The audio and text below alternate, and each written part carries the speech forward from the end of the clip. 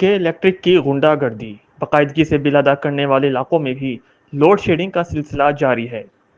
دوسرے علاقوں کی طرح کراچی کے علاقے بفر زون میں بھی بدترین لوڈ شیڈنگ کا سلسلہ جاری ہے، جس کے باعث علاقے مکین شدید اذیت سے دوچار ہیں۔ اسی حوالے سے یونین کونسل 4 کے وفد نے کہ الیکٹرک کے technical D G M Farhan Qaim خانی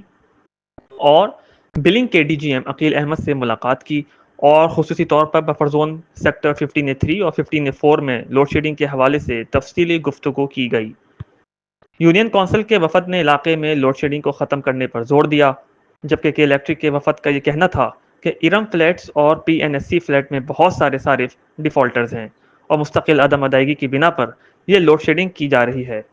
یونین کونسل کے وفد نے اس بات پر زور دیا کہ وہ صارفین جو باقاعدگی سے ادائیگی کر رہے ہیں انہیں اس اذیت سے دوچار نہ کیا جائے۔ اس حوالے سے کہ الیکٹرک کے ذمہ داران نے یقین دلایا کہ ہم اس حوالے سے کام کر رہے ہیں اور انشاءاللہ کچھ دنوں میں یہ مسئلہ بھی حل ہو جائے گا کہ وہ صارفین جو باقاعدگی سے ادائیگی کر رہے ہیں وہ لوڈ شیڈنگ سے مستثنی رہیں۔